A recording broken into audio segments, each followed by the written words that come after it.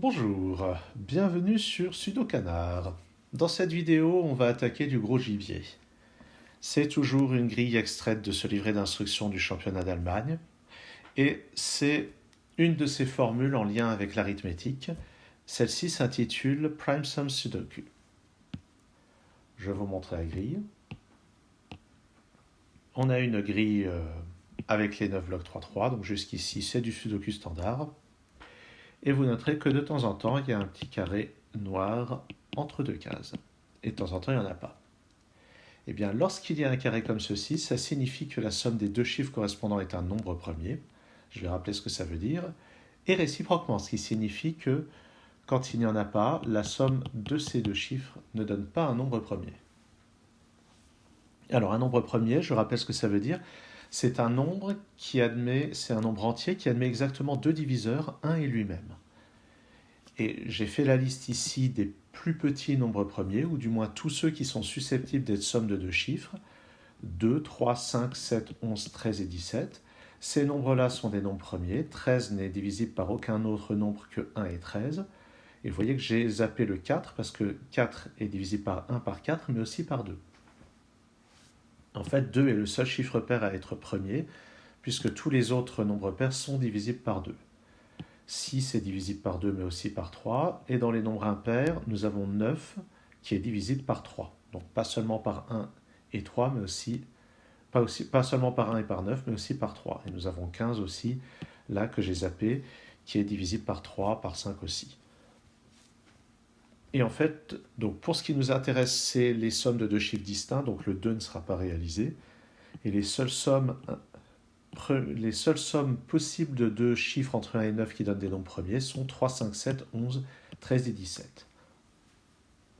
Et voilà typiquement le genre de problème pour lequel on a intérêt à se préparer en faisant au brouillon une liste de toutes les sommes possibles. Et là, j'ai précisé, donc si j'ai un chiffre 1 dans une case et qu'il y a un carré, donc ça ne sera pas le cas pour celui-ci, mais imaginons qu'il y a un 1 ici, les choix possibles pour cette case-là sont 2, 4 et 6. Donc 1 plus 2, 3, 1 plus 4, 5, 1 plus 6, 7. Et on peut voir que je n'ai pas mis 3, 5, 7, 9 parce que ça donne un nombre pair, qui n'est donc pas premier. Et je n'ai pas mis le 8 puisque 1 plus 8 ça fait 9. 9 n'est pas un nombre premier, il est divisible par 3. Et j'ai établi comme ça la liste pour chacun des chiffres, des voisins possibles lorsqu'il y a un carré, et surtout, à mon sens, par élimination, la liste des voisins impossibles dans le cas où il n'y a pas de carré. Et ça va être très important parce que on pourrait se dire, dis donc, s'il faut fouiller là-dedans pour trouver comment faire cet enchaînement de 7 chiffres où à chaque fois il y a un nombre premier à côté, ben, ce qui est sûr, c'est que là, on connaît la parité. On sait que ça change de parité à chaque fois. Et là aussi, ça change de parité. On peut en déduire en particulier qu'ici, c'est un nombre impair, pair, impair, pair, et ainsi de suite. Mais en fait, on a plutôt intérêt à commencer par là. Parce que là, on a des endroits où il y a des chiffres qui sont voisins. Et ce chiffre-là est voisin à la fois du 4 et du 7. Et avec aucun des deux, il ne forme une somme qui soit un nombre premier. Donc ça veut dire que le nombre qui est là-dedans n'est ni parmi ces quatre-là, ni parmi ces deux-là. Donc le nombre, ça n'est ni 4, 6, ni 1, 3, 7, 9. C'est donc 2, 5 ou 8.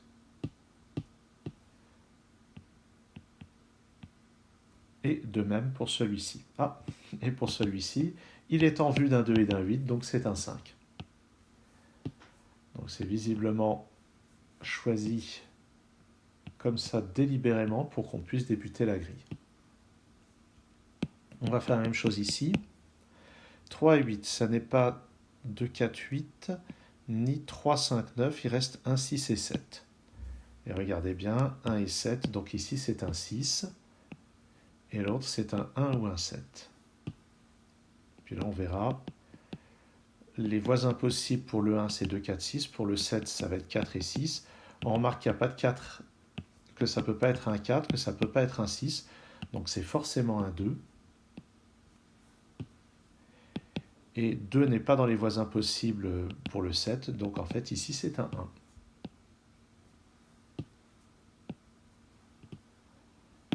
Là, on doit avoir un des voisins possibles pour le 2, 1, 3, 5 ou 9, mais ça n'est pas 1 ou 3. Donc c'est 5 ou 9. On va continuer ici, 1 et 6. Donc ça ne donne pas de résultat premier avec 1 ni 6, donc ça n'est pas 1, 5, 7, ni 2, 4, 6. Il me reste donc 3, 8 et 9. Ça n'est pas un 8. Alors ici, ça n'est pas un 9 ni un 3, donc c'est un 8. Et l'autre, c'est un 3 ou un 9. On va faire la même chose enfin avec 2 et 9. Donc ça n'est pas 2, 4, 8, ni un 3, 5, 9. Donc le fait de ne pas avoir de case à côté d'un 2, c'est très fort. Il ne reste que le 6 et le 7. Donc ici c'est le 7, ici c'est le 6. Et on voit que tout ça, ça démarre bien. Où est-ce qu'on va continuer? Alors, où est-ce que je vais continuer avec ça? Eh bien, peut-être avec du sudoku standard. Ah, tiens, regardez. Là, on a 8 et 1, là, on a 8 et 1. Ça veut dire que le 8 et 1 sont tous les deux là-dedans. Mais 8 plus 1, ça fait 9, c'est pas un nombre premier. Donc, ils ne sont pas tous les deux là-dedans. Et même, c'est même mieux, le 1 et le 8 sont là-dedans et on sait qu'ils ne sont pas voisins. Donc, il y en a un des deux ici et l'autre là. Et celui qui est entre les deux, c'est quelqu'un qui peut être voisin de l'un des deux, mais pas de l'autre. Donc si on regarde, ah ben les voisins ne sont pas les mêmes de toute façon. Donc ça nous laisse quasiment tous les choix possibles, à part le 2. Si on regarde le 5, là on doit avoir 4 nombres qui ne sont pas voisins du 5. Alors évidemment, ça peut être les nombres pairs. Ça peut... Non, qui ne sont pas voisins. Donc ça pourrait être les autres nombres impairs ou le 4. Ça peut donc être 1, 3, 7, 9 et 4. Ouais, il y en a un en trop. Mais ça va quand même être assez restrictif, puisqu'il n'y en a que 5 qui conviennent et il y a 4 places. Où est-ce qu'on peut regarder? Regardons peut-être les voisins du 2. 1, 3, 5 et 9. C'est pas un 9, donc il reste 1, 3 et 5. Et là, on doit avoir un nombre qui n'est pas voisin du 6. Donc, alors ça exclut 1, 5 et 7. Ça exclut... Alors si on regarde bien, on a exclu 1, 5 et 7, puisqu'il doit être voisin du 6. Mais ça ne peut pas être non plus un 8 ou un 9, ni un 2. Donc 1, 2, 5, 6, 7, 8, 9, c'est donc 3 ou 4. C'est ça, donc lui c'est un 3 ou un 4. Et maintenant, ouais, si c'est un 3, il ira bien avec chacun de ceux-là. Si c'est un 4, il ira bien avec le 5. On verra en temps utile plus tard. 3 et 4, ça ne va pas beaucoup me renseigner. Et ici, si je refais la logique, lui, ça ne peut pas être 1, 5 ou 7, ni 2, ni 6, ni 9.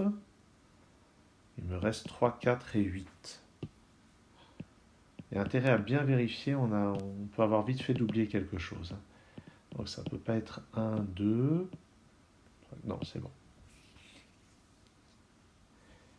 Qu'est-ce qu'on a d'autre? Le 4. Le 4, ici, a un voisin qui n'est pas parmi ces nombres-là.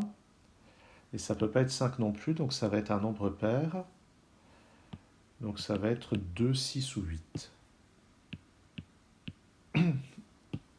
Par conséquent, ici, c'est un nombre impair. Donc ça va être 1, 3 ou 9. Donc lui, c'est un nombre pair. Donc c'est 4 ou 8. Alors je dis 4 ou 8 à cause du 2 qui est là. Je vais regarder si ça ne permet pas d'exclure quelque chose. Non. Et on remarque que lui, ça va être un nombre impair. Ouais, il y a un nombre pair parmi ceux-là. Donc lui, c'est un nombre impair, donc c'est encore à nouveau un 3 ou 9. Lui, c'est un nombre impair aussi, mais ça ne nous aide pas tellement. Alors, j'avais fait la remarque au début que, donc, là, il y a une alternance des parités, et il y a 7 chiffres. Ici, il y a un impair et un impair, et on sait que sur une ligne, il y a un impair de plus. Donc, sur les 7, il y a un impair de plus, donc c'est des impairs aux deux extrémités. Donc, lui, c'est un impair, il y a 7 et 3, donc lui, c'est un 5 ou 9. Donc, lui, c'est un chiffre pair. Il y a déjà 8, 2, 4 dans la colonne, donc c'est un 6. 6, donc ça peut être un 5 ou 7, ça ne peut pas être le 9. Et ici, c'est un 5 ou 7. Ici, c'est un chiffre pair. Ouais. Ça peut être a priori n'importe lequel. Là, c'est un impair. Là, c'est un chiffre pair. Là, c'est un impair. Il n'y a pas énormément de restrictions. Je vais refaire la logique sur le 6 parce que je l'ai fait déjà 2 fois ici. J'aurais dû l'enchaîner avec ça. Donc ça n'est pas 1, 5, 7. Ça n'est pas non plus 2, 6, 8. Alors, qu'est-ce qu'il me reste? On a dit 1, 2. Il me reste 3 et 4. 5, 6, 7, 8. Donc j'ai dit 3, 4 ou 9.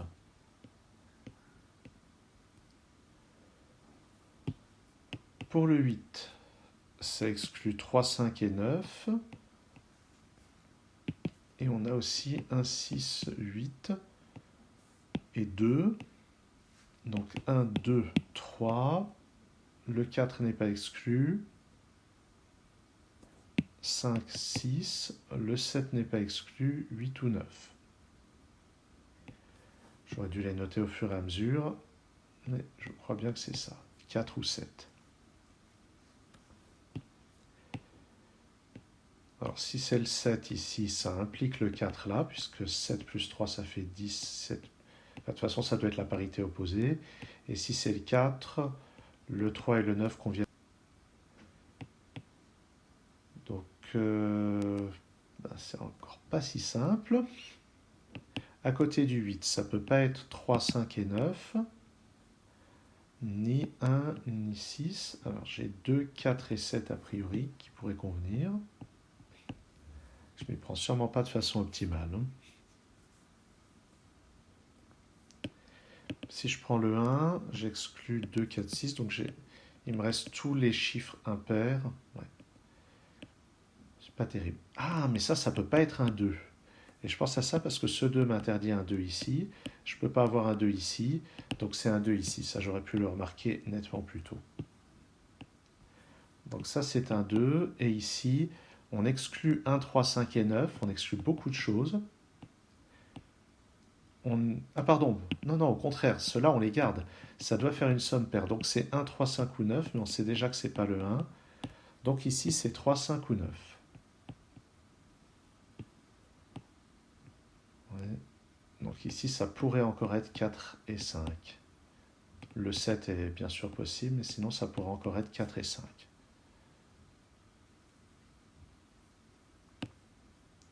Là-dedans, donc le 6 n'est pas là. Il me reste donc 4, mais le 4 est impossible, puisque 4 plus 1, ça fait 5, qui est un nombre pair. Donc il me reste les impairs, 5, 7 et 9. Ouais, je peux en exclure aucun a priori. À côté de ce 8, ça n'est... on peut regarder, hein, dans ce bloc, il reste seulement 4, 5, 7 et 9. 4, ça ne peut pas être 5 ni 9, c'est 4 ou 7. Cette colonne, j'aurais dû me pencher dessus depuis longtemps. Il me manque 3, 7 et 9. 3, 7 et 9 peuvent convenir tous les 3 ici. 3 peut convenir. 9 aussi, mais pas 7. Donc ici, c'est 3 ou 9. Donc ici, c'est un chiffre pair. Ça va être 2, 4 ou 8.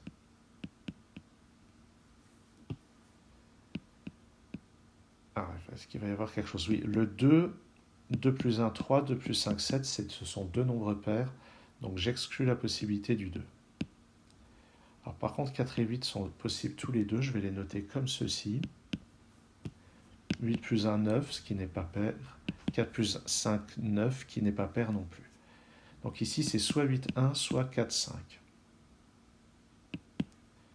Oui. Et ici, 8 marche pour les deux, 4 marche pour les deux aussi. Est-ce qu'il y a quelque chose que je pourrais voir maintenant? Il manque 3, 9 et 7. Ah, mais le 7 ne peut pas être là, donc le 7 est ici. Et c'est 3 ou 9 là-dedans. Je remarque qu'ici, ça ne peut pas être un 6. Ben non, ça ne peut pas être un 6. Dans les chiffres qui me manquent, oui, on exclut juste 4 et 6 qui sont déjà exclus de toute façon. Donc là, ça ne m'aide vraiment pas. Là-dedans, il me manque toujours 4, 5, 7 et 9. Ça ne peut pas être 5 ni 9. Donc ici, 5 et 9 feraient un total premier. Donc ici, c'est 4 ou 7. Ça va me permettre d'exclure le 7 ici et le 7 là. Puisque là, j'ai les deux 4 et 7 de ce bloc 3, 3. Alors, notons que l'un de ces deux chiffres est un 4. Donc, il est impossible d'avoir 9, parce que 4 plus 9, ça fait 13, c'est un nombre premier. Donc, ici, c'est un 5. Ici, c'est un 5. Et là, c'est un 9. Et ça me résout le 1 et le 5 un peu plus haut. Et ce 1, le 1 avec le 4 donnerait un nombre premier. Donc ici c'est un 7, ici c'est un 4. 7 fonctionne à la fois avec 1 et 8, donc ça ne m'apprend rien. Le 5 ici, avec le 8, ça donnerait un nombre premier, donc ici c'est un 4. 4 fonctionne avec les deux. J'efface le 1 ici. Alors 3 marche avec les deux, 9 marche avec les deux aussi. Et ici, 3 donne un nombre premier avec 2 et 8, mais pas avec 6. Ah, 6 ne marche avec aucun des deux. Je peux effacer le 6 là-dedans. Donc ça, c'est un 2 et un 8. Donc, ici, c'est un 6, et ici, c'est un 1. 1 marche avec les deux, 6 aussi, 7 aussi, d'accord. Ouais, ici, tout le monde convient. Ce 1 permet d'éliminer le 1 tout en face. Et en fait, dans ce bloc 3-3, le 1 doit forcément aller ici.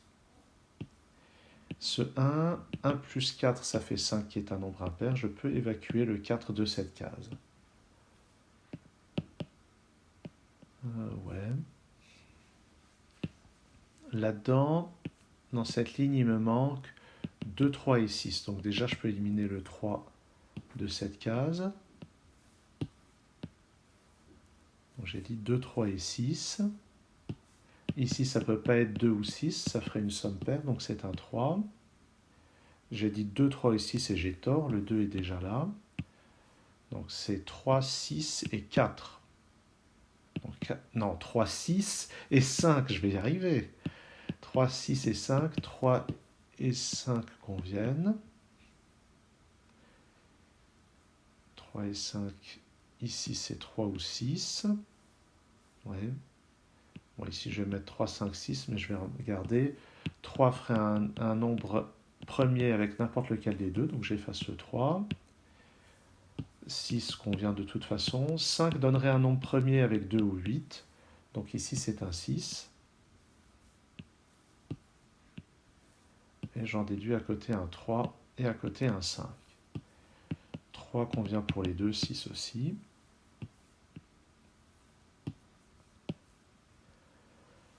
Bon, on avance. Alors 5, 5 et 5, j'ai un 5 dans cette case. Et il va bien avec le 4.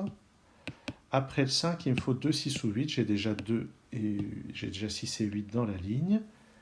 Après 2, il me faut 1, 3, 7 et 9. J'ai déjà un 1. Ben, ça me laisse 3, 7 et 9 quand même. Hein. Et ici aussi, c'est 3, 7 ou 9. on remarque... Ah oui, j'ai un 4 parmi ces deux-là.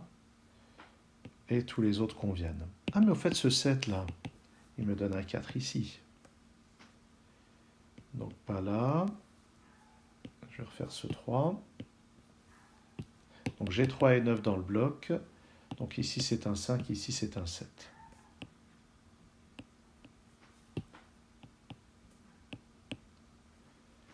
Ah, puis j'ai ce 9 qui me résout ça. Je rate beaucoup de choses, hein, quand même. Dans cette case, ça ne peut plus être qu'un 6. Donc, pour avoir ici un nombre premier, il faut mettre le 1. 6 plus 1, 7, ça marche. Comme ceci. Ça doit être à la fois valable pour 1 et 3, c'est donc 2 ou 4. Et d'après ce 2, c'est un 4. Il me reste à placer 7 et 9. C'est comme ceci. Parce que 8 plus 7, ça n'aurait pas fait un nombre premier. Ce 8 me simplifie, c'est un 4 là. 4 marche avec les 2, il marche avec les 2 ici aussi. Avec 4, je dois avoir un 3, 7 ou 9. C'est pas un 1 ni un 9, donc, ni un 3, donc c'est un 7, qui marche aussi avec le 6. Allez, on progresse. Il reste 1, 2 ou 5, là. Non, 1, 2 ou 3. Pour aller avec le 1, il n'y a que 2 qui convient. Il me reste 1 et 3 là-dedans. Ouais, les deux conviennent a priori. Ouais, là aussi. Ah, ce 4 me permet de placer un 3 ici, qui résout les deux autres cases. Et ce 9, et ce 3, et ce 3. 2 et 8, je ne les aurais pas résolus par ailleurs, par hasard. Alors ici, c'est 2 ou 8. Mais je ne peux pas mettre 2 à côté du 1. Donc c'est un 8. C'est bien plus souvent la règle négative qui marche que la règle positive. Là-dedans, il me manque 2 et 9. Oh, ce 3 résout ça. Je ne suis vraiment pas attentif. Il me manque là-dedans 2 et 9. Je ne peux pas mettre le 2 à côté du 3. Donc c'est 2 et 9 comme ça. Ici, c'est 1 ou 9. Pour que la somme soit impaire, c'est forcément le 9 ici. Et le 1 là. Là-dedans, 2 et 8. D'après ce 2, c'est comme ceci. Un 4 pour compléter la ligne. Bon, la fin devrait vraiment rouler.